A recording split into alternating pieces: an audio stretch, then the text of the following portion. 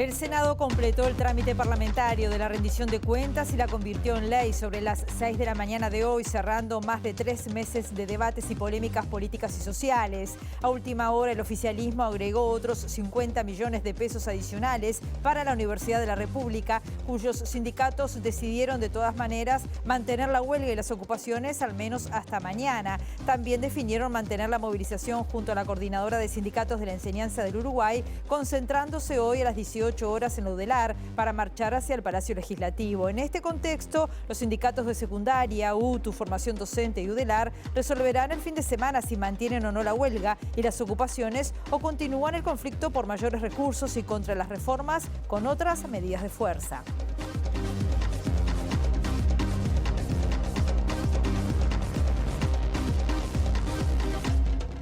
¿Qué tal? ¿Cómo están? Bienvenidas, bienvenidos a MBD Noticias. Comenzamos la información desde Montevideo con 16 grados a esta hora y dice Inumet que la máxima será de 18 grados y tendremos durante la tarde y noche un cielo nuboso y cubierto con precipitaciones aisladas y vientos que estarán soplando del sureste al suroeste entre 10 y 30 kilómetros por hora. Estamos viendo algunas de las cámaras del Centro de Gestión de Movilidad. La Intendencia de Montevideo informó hoy que por las llamadas de admisión, este sábado y domingo se va a cerrar la avenida Delmira Agustini entre Bullenthal y León Ribeiro. Los días previos, además, se va a estar trabajando allí en la colocación del vallado, por lo que se exhorta a no estacionar en esa zona.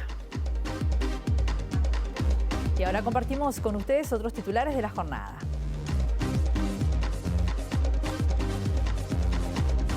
Con votos de la oposición y parte del oficialismo, la Cámara de Diputados aprobó con modificaciones el proyecto de ley de eutanasia.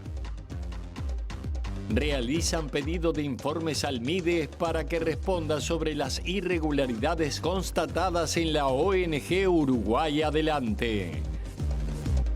Nuevo atentado al espacio de memoria de familiares frente al Parlamento por agrupación del Partido Nacional con apoyo implícito a Bolsonaro para el balotaje. El presidente de Brasil, Jair Bolsonaro, dijo que le resulta sospechoso haber quedado segundo en las elecciones tras haber liderado el escrutinio durante las primeras horas.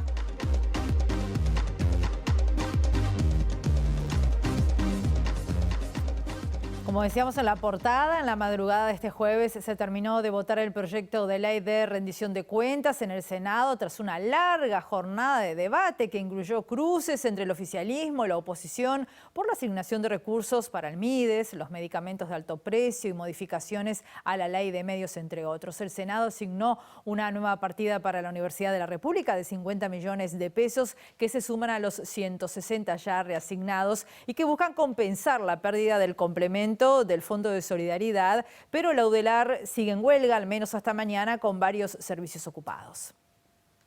Hay que hacer los cálculos en relación a lo que pasaría también con esta quita del adicional del fondo. Creemos que en términos generales es un recorte del presupuesto que tenemos y además recordemos que el presupuesto se ha venido achicando justamente porque no hay un incremento. Entonces, en su conjunto, lo que hoy dispone y lo que probablemente va a disponer la universidad en el futuro es menos presupuesto y por lo tanto lo que tenemos es que pensar cómo administrar este recorte, que no es un incremento, es un recorte.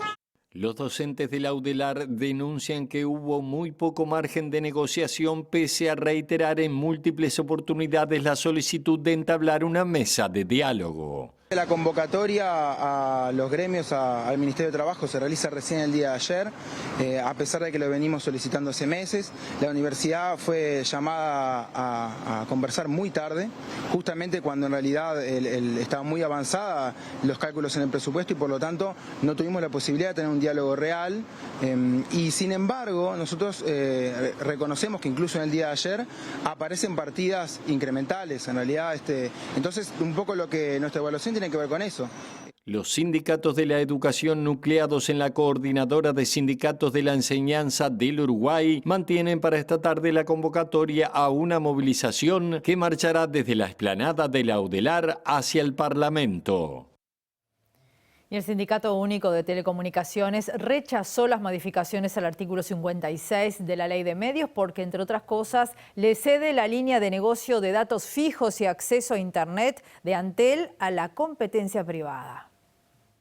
Lo grave de esto es que había artículos en la ley de urgente consideración que después se sacaron, que se pusieron en una nueva ley de medios, una ley de medios que favorecía a los grandes grupos de poder, que entre otras cosas tienen también canales de comunicación, como son el 410 y 12, con los decretos que el presidente firmó, y la modificación para hacerlo legal de este artículo 56, producto de que no tuvieron en la coalición acuerdos porque en 2 años. Entonces es evidente, esto, si es un acuerdo preelectoral de campaña que llevó a la presidencia a la calle, está bien. Es eso, es un acuerdo electoral, porque de otra forma no lo entendemos. Esto abre la posibilidad de que Antel ceda parte de sus clientes, ceda parte de sus ganancias a los grupos de poder, pero también de prestar servicios de Internet, o sea, de datos. Lo que está haciendo Antel, que somos dueños, propietarios, todos los uruguayos, le vamos a dar a que lo haga otro. En esa infraestructura se invirtieron 900 millones de dólares para que cada una de las uruguayas y de los uruguayos, con su plata, pudiera disfrutar de la mayor velocidad en la conexión a Internet. Creemos que Antel está en riesgo el patrimonio y está en riesgo la soberanía, ¿no? En la Cámara de Representantes también hubo actividad hasta la madrugada, aprobándose a las 6 menos cuarto de la mañana el proyecto que legaliza la eutanasia con votos de la oposición y parte del oficialismo. El diputado Frente Amplista Luis Galo, uno de sus autores, junto con el colorado Ope Pasquet, afirmó que el debate parlamentario permitió realizar ajustes de último momento al alcance del proyecto. El proyecto estuvo aprobado sobre las 5:45 de la mañana en una sesión que estuvo marcada por varios cuartos intermedios que permitieron ajustar la redacción de 2 artículos. Diputado Luis Galo dijo que se trata de un tema sensible y complejo y que en esas negociaciones se logró un acuerdo sobre el alcance de la propuesta. La cuadriplegia no es una enfermedad terminal. Si nosotros ponemos la palabra terminal, excluimos al cuadripléjico que solicite la eutanasia. Bueno, buscamos una redacción que de alguna manera comprendiera aquellas patologías crónicas en fase terminal, y se considera fase terminal aquellas patologías cuya expectativa de vida no superen los 6 meses, entonces queda determinado, y por otro lado aquellas afectaciones de la salud que menoscaben gravemente la calidad del paciente, la calidad de vida del paciente, que sería el caso de y que estén gravemente enfermos, que sería el caso del cuadripléjico. El proyecto incluyó la creación de una comisión de revisión integrada por varios organismos que tendrá como objetivo revisar los procedimientos aplicados en cada paso para verificar que se hayan realizado de acuerdo a los parámetros fijados por la ley y su reglamentación. En una de sus intervenciones, el diputado Pasquet citó como ejemplo a los testigos de Jehová y a la defensa que hacen al derecho de la autonomía del paciente. Primero, yo insisto, porque parece que no se dio tenido en cuenta el ejemplo que hemos planteado sobre la decisión de una persona que adhiere a ese grupo religioso, digamos, los testigos de Jehová, que rechaza la transfusión de sangre. Eso la condena, en ciertas circunstancias, la condena a la muerte. Entonces, querer eso significa disponer del bien de la vida. Eso lo admite nuestra legislación. Que yo sepa, no hay ningún fallo de la Corte que diga que los testigos de Jehová no pueden renunciar a las transfusiones y que los médicos en consecuencia estén obligados a transfundirlo. No hay tal sentencia. Al contrario, lo que he escuchado de varios médicos es que si un testigo de Jehová dice yo no quiero transfusiones, se respeta. Aunque eso signifique la muerte de la persona. Vamos a cambiar de tema. El diputado Frente Amplista Daniel Gerard presentó un pedido de informes al Ministerio de Desarrollo Social, apuntando a la ONG Uruguay Adelante. El legislador pregunta sobre la cantidad de alimentos, cómo se seleccionan, dónde y cómo se compran, y además pregunta por la situación en general de la organización cuyo director, Santiago Pérez, y su hermana cobran ilegalmente un salario. Y otro núcleo de preguntas tiene que ver con algo que ya ustedes anunciaban, que es que el presidente de la asociación civil, conocido como ONG, estaba percibiendo un sueldo por ese rol. Y eso es ilegal.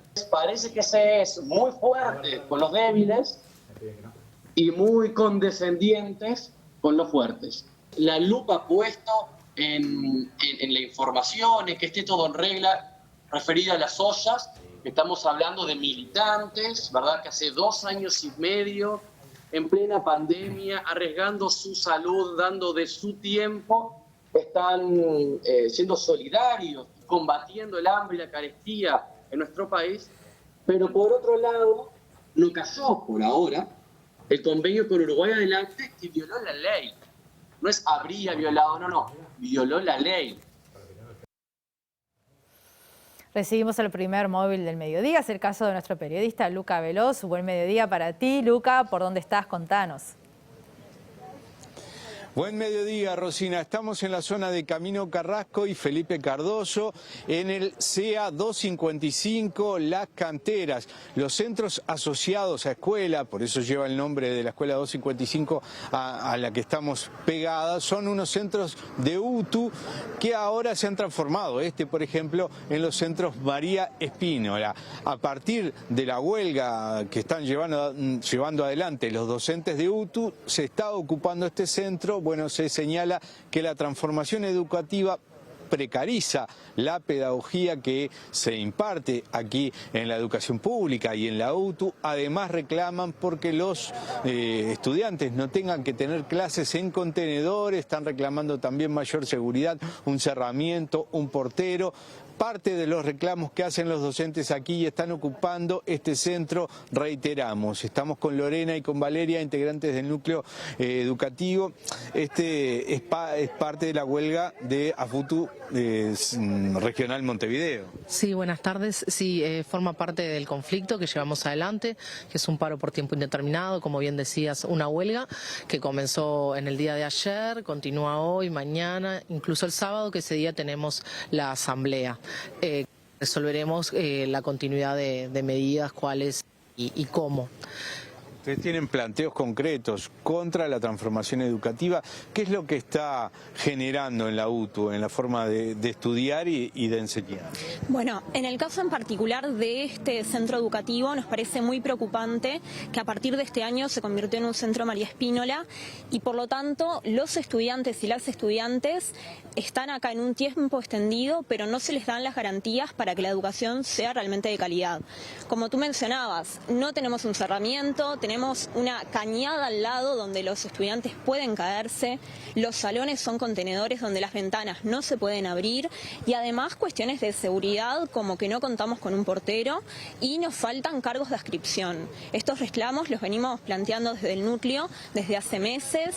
Por cuestiones presupuestales, creemos, no se nos dan respuestas y así estamos acercándonos a fin de año y vemos con mucha preocupación lo que va a venir para el resto de otros centros que también prevén ser centros María Espínola. ¿Cuántos son las y los estudiantes aquí? Aquí se cuenta con 6 grupos, más o menos 130 estudiantes. Ahí va, listas de un total de 130 y la idea es que justamente es un barrio muy carenciado, en un contexto de vulneración social de derechos bastante importante y nosotros pensamos del núcleo que justamente es en estos lugares donde el presupuesto tiene que ser mayor, es decir, el lugar que tenemos, como mi compañera Vale decía, son salones contenedores. Los chiquilines y chiquilinas no tienen un patio cerrado para los recreos o por si hubiera horas libres. De hecho, hay un espacio muy abierto que en días de lluvia se ha convertido en un barrial, justamente porque está faltando presupuesto y una planificación seria que plantee que la educación pública tiene sentido. Nosotros no creemos que las autoridades estén dando los recursos necesarios presupuestales. En cuanto a cantidad de horas, a permanencia de los chicos aquí y las chicas en el centro, ¿qué significó que pasen de CEA a Centro María Espínola? ¿Hay otra currícula? En nuestro caso, yo creo que en ese sentido no cambió tanto el tiempo, porque al ser un centro asociado, los estudiantes entraban a las 8 de la mañana hasta aproximadamente las 4 de la tarde. Cambió el nombre, ¿no? Cambió el nombre. Lo que se le agregaron fueron talleres, que también debemos decir la realidad, que es que estos talleres no tienen un listado donde los docentes o los talleristas puedan elegir, sino que es algo que se arregla dentro de la institución, lo que también nos preocupa, porque si queremos una educación pública y de calidad, queremos a los y a las mejores y que realmente estén formados. ¿Talleres de qué materia? Hay gastronomía, un taller que se llama Hablemos, ajedrez, de huerta me parece. Aunque ¿Esto sumado a las materias curriculares? Sí. Hay una jornada bastante larga que, bueno, que por eso se provee de desayuno, almuerzo y merienda.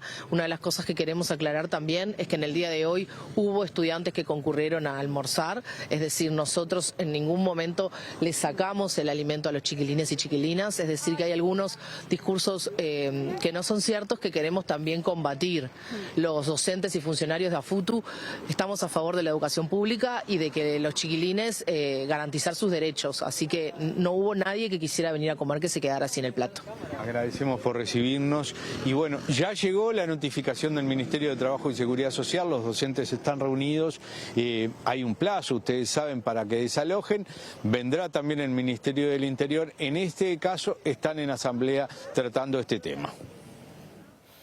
Muchas gracias, Lucas. Seguiremos atentos a esa situación. Les contamos en otro orden que la Asociación Uruguaya de Peritos va a realizar este viernes una nueva jornada de fortalecimiento de la actividad pericial. En ese sentido, Gabriel Ferreira, que es el director del departamento concursal de AUPE, señaló la importancia de un peritaje independiente para resolver conflictos judiciales que trascienden la especialidad de los jueces. El informe pericial es un medio de prueba. Ahora, el juez no está obligado por esa pericia, sino que aplicando la regla de la sana crítica, él va a analizar la prueba pericial, pero después dentro de un proceso tiene otras pruebas, tiene los testimonios, tiene los documentos, pruebas por oficio, y en algunos casos pueden haber pruebas que sean contradictorias, o también, por qué no decirlo, puede ser que el peritaje no sea bueno en ese sentido. Por eso es que nosotros en nuestra organización trabajamos en profesionalizar los peritos. Igual creo que los casos de apartamiento de la pericia son los menos, pero evidentemente que si él entiende que en el resto de la prueba le dice que tiene que ir por otro camino, se va a apartar del informe pericial. En este sentido, Ferreira destacó la diferencia entre una pericia, que por definición es un informe técnico independiente, de los informes de parte agregados en una causa. Cuando a uno le toca realizar una pericia, y ha tocado que de repente hay informes de parte de colegas de gran prestigio y con una alta calidad técnica, uno no puede obviarlos. Pero de todas maneras, el perito lo que tiene es esa independencia, porque el informe de parte de alguna manera es presentado por una de las partes y se entiende que va en beneficio de los intereses de esa parte. Entonces, por eso es importante la labor del perito, que en definitiva es aquel que está totalmente independiente al proceso y que va a actuar como auxiliar de justicia. La justicia aplazó la audiencia de formalización contra varios militares por el homicidio del médico Vladimir Roslik. Tras un nuevo recurso de inconstitucionalidad presentado por la defensa, el fiscal especializado en crímenes de lesa humanidad, el doctor Ricardo Percivale, cuestionó duramente esta decisión judicial. La jueza de Fraiventos, Carolina Machado, había fijado para fines de septiembre la audiencia de formalización contra 7 militares por el homicidio del médico Vladimir Roslik en 1984. Sin embargo, una excepción de inconstitucionalidad presentada por otros 4 militares volvió a obstaculizar la indagatoria. La magistrada entendió que el recurso tenía efecto suspensivo sobre el proceso y elevó el expediente a la Suprema Corte de Justicia. La decisión fue cuestionada por el fiscal Ricardo Percivale bajo el argumento de que se realizó una interpretación piedeletrista de la norma, vulnerando la normativa internacional en materia de derechos humanos. Según el fiscal, en materia de violaciones a los derechos humanos, máxime en hechos tan graves, la víctima posee un estatus especial, entre ellos el derecho que se realice una investigación seria, saber lo sucedido y en un plazo razonable. Para Percivale, esta nueva suspensión hará que se frustre la declaración de víctimas y testigos solicitada hace 10 meses y la formalización de 7 militares. Esto afecta directamente a las víctimas y sus familias, que hace más de 35 años pretenden resolver estos hechos, apuntó el fiscal. En octubre de 2021, Percivale pidió formalizar a 7 militares, entre ellos Sergio Cobarrer y Dardo Morales, al tiempo que en agosto amplió la imputación a otros 5, entre ellos Daniel Castela, por crímenes cometidos contra detenidos políticos en el batallón de infantería número 9 de Fraiventos, incluido el crimen de Roslik. Y el espacio de memoria de familiares de detenidos desaparecidos, que está ubicado allí frente al Parlamento, fue vandalizado nuevamente por una lista del Partido Nacional con pintadas que piden terminar con el comunismo en Brasil, en un apoyo implícito para Jair Bolsonaro en el balotaje. El espacio de memoria destinado a familiares de detenidos desaparecidos frente al Palacio Legislativo sufrió un nuevo atentado con pintadas de contenido político, en este caso apoyando implícitamente a Jair Bolsonaro para el balotaje del 30 de octubre en Brasil, condenando al comunismo. Al igual que en julio, cuando el mosaico de azulejo que representa a la margarita, el símbolo de familiares, apareció con alusiones a los 185 años del Partido Nacional, pintadas referente a una misma persona, la dirigente Romina Celeste. Luego de ese hecho, la implicada aseguró a MBD Noticias que ella no había sido y que habían enchastrado su nombre, mostrando una denuncia presentada en la policía el mismo día de la nota, 2 meses después del atentado. En esta oportunidad también se ve su nombre sobre el espacio en el que está el mosaico, y en otra pintada se reivindica que las calles son de todos. Romina acaba de presentar listas para las elecciones de la Juventud Nacionalista, para lo cual creó una nueva agrupación con la lista 2050. Momento de recibir el segundo móvil del mediodía. En este caso es nuestra periodista Natalia de Brum. Buen mediodía, Natalia, ¿cómo estás? Bienvenida, adelante. ¿Qué tal, Rosina? Nos encontramos en la Intendencia de Montevideo porque en el Salón Azul desde hoy temprano se viene desarrollando el foro Tiempo de Mujeres, este foro que es un foro internacional que lleva 10 años ya realizándose y que por primera vez se hace en América Latina y con sede en Montevideo y aquí en la Intendencia. Este es el motivo por el cual estamos acá. Vamos a estar hablando con una de las referentes justamente de líderes feminismo, del liderazgo feminismo, perdón, de internacional. Bueno, un poco conocer lo que es la importancia de este foro, de este encuentro de mujeres de todos los países, más allá de que para nosotros puntualmente la importancia que tiene también el hecho de que se haga por primera vez en nuestro país. Bueno, yo creo que foros de este tipo hemos tenido. De hecho, Tiempo de Mujeres es un foro líder en España. Llevamos 23 ediciones y justo hemos venido aquí a celebrar la 10ª edición del foro. Y cuando lo presentemos a la Intendencia de Montevideo nos abrieron las puertas y esto para nosotros fue muy significativo de lo relevante que son los temas de género en esta ciudad. Nosotros estamos aproximadamente entrando en la 5ª ola de lo que sería el feminismo y acabamos de dejar la 4ª, que fue vinculada al movimiento Me Too, etcétera, etcétera, y como sabemos todas las olas tienen su resaca. Entonces es verdad que a veces decimos todavía hablamos de temas de mujeres. Efectivamente todavía hablamos de temas de mujeres porque muchas veces son 2 pasitos para adelante y 1 pasito para atrás, o sea que necesitamos continuar hablando de estos temas que ocupan para dar impulso al posicionamiento de la mujer, específicamente en lo que tiene que ver con el desarrollo de la carrera profesional y ocupar altos cargos de responsabilidad, donde influir a partir de lo femenino, de esa esencia característica de los soft skills, de más del hemisferio derecho que hemos estado entrenando las mujeres desde tantísimo tiempo. Yo creo que en la época que estamos entrando ahora es tremendamente interesante porque estamos mezclando 2 conceptos, no solamente lo que tiene que ver con el desarrollo de la mujer, sino con esa nueva identidad del hombre. Entonces ahí para mí yo tengo la esperanza de que estemos en un punto de mucha más aceptación, de mucho más caminar conjuntamente un camino que nos tiene que llevar a una mejor sociedad. Hasta ahora yo veo que las distintas olas del feminismo han llevado a la confrontación. En un mundo dual y racional donde vivimos, esto es muy peligroso. Entonces parece ser que empezamos a andar un camino donde es mucho más factible encontrar ese engarce entre lo masculino y lo femenino. Y este tipo de foros, yo siempre digo, a título de reflexión, que tiempo atrás las mujeres nos reuníamos alrededor del fuego, donde nos contábamos historias que nos ayudaban a evolucionar. De alguna forma, para mí estos foros es lo mismo, pero en versión moderna. Las mujeres nos reunimos alrededor, en este caso, de un micrófono y nos contamos historias que nos interpelan a todas y cada una de nosotras, que son absolutamente transversales en edad y en localización geográfica, y que cuando las cuentas deja de ser algo de identidad individual para ser identidad colectiva, y es desde ahí donde podemos permitirnos evolucionar. Yo decía cuando te presentaba recién, tú eres una referente internacional con respecto a lo que es el liderazgo femenino. ¿Cómo has visto la evolución también en ese sentido? Las mujeres al poder, las mujeres acá, por ejemplo, hay muchas mujeres emprendedoras que también están contando sus historias. ¿Cómo has visto este crecimiento más allá del movimiento feminista que tú decías en algunos aspectos a veces se muestra como más confrontador? Yo creo que indiscutiblemente hemos avanzado en prácticamente la totalidad de países. Hay muchos que no, conocemos casos muy recientes de ámbitos geográficos donde realmente estamos retrocediendo, pero sí que es verdad que hay un avance significativo. En este avanzar de lo que es el posicionamiento de lo femenino, no me gusta tanto hablar solo de las mujeres, sino de lo femenino, ¿no? De esas características que tradicionalmente hemos atribuido a las mujeres. En ese avanzar de las mujeres y de lo femenino, eso tiene un punto de peligroso, porque cuando bajamos la guardia y nos relajamos, es muy fácil retroceder.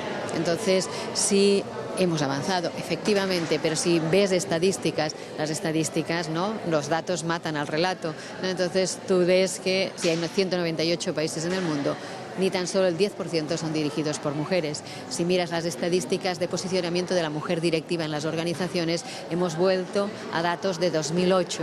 ¿No? Por lo tanto, sí que es verdad que estamos avanzando. Yo creo que mucha de nuestra preocupación debe ser consolidar ese avance para que esta resaca de las olas no nos lleve otra vez a posiciones de salida. Sin duda, entonces, que este tipo de foros son los que ayudan también a mantener y no retroceder en lo que ya se ha podido avanzar y ganar. Desde acá nos despedimos, Rosina, continúan ustedes con las noticias. Muchas gracias, Natalia. Nosotros vamos a aprovechar y vamos a hacer una breve pausa y vamos a volver enseguida. No se vayan.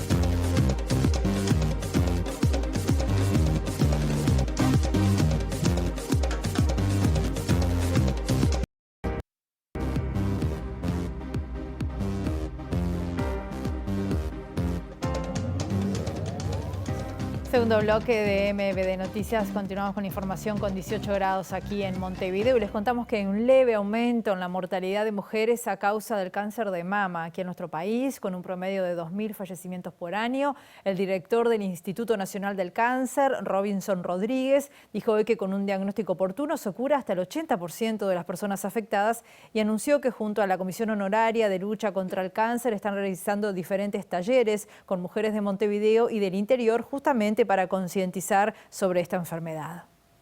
Esta semana la Comisión Honoraria de Lucha contra el Cáncer lanzó una serie de actividades como la clásica iluminación de la puerta de la Ciudadela en el marco de la campaña Mi próximo paso es. En el instituto se están realizando talleres para mujeres del interior del país para concientizar e informar sobre esta enfermedad. Con este objetivo, la próxima semana llegará a Montevideo un grupo de mujeres de Cerro Chato. El cáncer de mama, como sabemos, en el Uruguay es el cáncer más frecuente en la mujer, 2.000 casos por año aproximadamente, y fallecen 700 mujeres por año. De acuerdo al último quinquenio justamente del Registro Nacional de Cáncer, de la Comisión contra el Cáncer, hay un leve aumento de la mortalidad, actualmente de 21 casos cada 100.000 mujeres. De todas maneras, el cáncer de mama es un cáncer que puede ser actuar a nivel de diferentes factores, actuar a través del diagnóstico oportuno con la mamografía entre los 50 y los 69 años e incluso antes, a partir de los 40, en un diálogo entre el médico y la usuaria, ¿verdad? Y con un diagnóstico oportuno se cura más los tratamientos adicionales, cerca de un 80% de las mujeres, de manera que es un cáncer que, si bien es el más frecuente en la mujer, es uno de los que más se cura, ¿no?